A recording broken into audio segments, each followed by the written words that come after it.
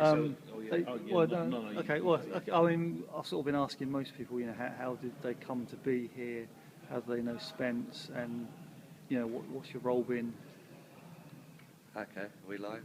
Yeah, absolutely. I was running the cinema in the centre, so I met Spencer in centre management. He approached me and asked if I'd like to be part of something and have the cinema included in it. Thought it sounded like a great laugh and a good thing to get involved in, so I went ahead with it. It's still going really well, of course. What else? Hopefully you guys can edit this. Yeah, oh yeah. You had a role in the film? Yeah, I played a cinema general manager, which is quite fun since that's what I do on a day-to-day basis, so I should be fairly good at it, hopefully. Cool. It's a great role to have. And what does your... I mean, if you don't... I don't know what you're allowed to say and what you're not allowed to say, because I know Spencer's keeping bits of it under wraps, but are you allowed to tell us what your character does? I mean, what his kind of pivotal moment is? Does he...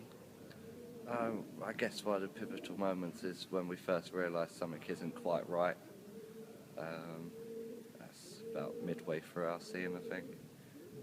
We start to notice it's all gone a bit wrong, start getting concerned. And just to maybe talk a little bit about the cinema you do manage, what's the name of it? What's the capacity, screen numbers, that kind of thing? I run Premier Cinemas, 8-screen cinema with roughly 2,400 max occupancy at any given point. Been open a bit over a year, since July. It's independently owned, so we get to sort of set our own rules, as it were. We can sort of choose our films to a degree. I've shown a few local independent films and that sort of thing on it, and we'll of course be premiering Death Walks when it comes out. It's all £4 a ticket, with latest state-of-the-art projectors and Dolby sound system. And our food and drink is also half the price of any other competitor in the UK. Awesome. And did I hear you talking earlier about how you get the drives encrypted or decrypted? I mean, we might have a semi-technical audience. Yeah, because of the piracy issues surrounding film in the UK and worldwide, of course, all our drives are delivered by secure courier.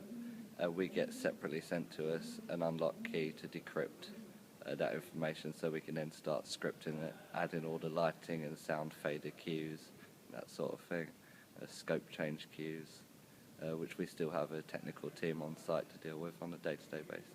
So you still got projectionists? Yeah, we still employ 3 projectionists at Premiere, which is always good to have on site just in case something does go wrong. After all, it is just a glorified DVD player for some people. And you say sort of scripting the light changes and stuff, or the light fades and that kind of thing. Is that like deeply technical, or is that drag and drop type stuff? What sort of interface does that present you? It is fairly technical to some degree. I mean, once you've learned it, it is fairly simple to then just repeat a few times. But it's getting the timings right, etc. At the start of the credits, you've got to have a light cue come up so your audience can see what they've lost on the floor, etc. throughout the film. And making sure the scope changes go from the adverts to the trailers to the feature correctly to ensure peak performance on screen, of course. Yeah, and how would people buy advertising on your screen? Or is that... You can buy advertising on screen, just drop by the cinema anytime. We're open from 9 to 11 every day. Or you can email info@premiercinemas.co.uk. Clive, you got anything? Yeah, I was just... So, I was just wanted you to sort of repeat what you said earlier on about, because obviously we've been involved in making indie film, and lots of people who make independent films get to a point where, it's hard to show them to audiences in cinemas. So you're an independent cinema, well, you are an independent cinema. I mean, you said it's difficult because you can choose the films you put. What would sort of make, what would be a film? It is very difficult to select our films, but if we see a sort of local independent filmmaker come along, then we'll happily help them out 9 times out of 10, see if we can give them a slot to show their stuff.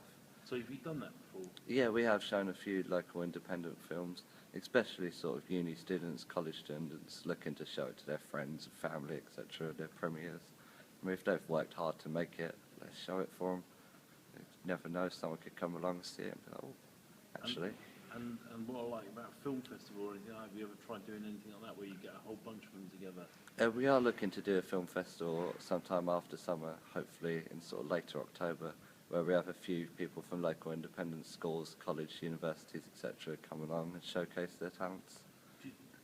What would you say would be?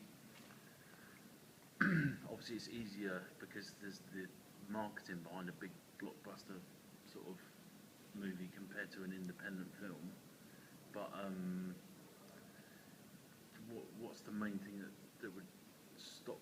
Well, what would be the good ingredient to for someone to come to you with a film? How could they prove to you that they could get an audience and maybe do more than one showing? Do you think there's any? If someone comes to me with a bit of excitement and passion about what they're doing and says, look, this is going to be really great, we're going to do this, etc., etc., then fantastic, we'll happily get involved, and that is usually a good thing to do. And because we are an independent, we're sort of not governed by anyone, we can set our own rules to some degree.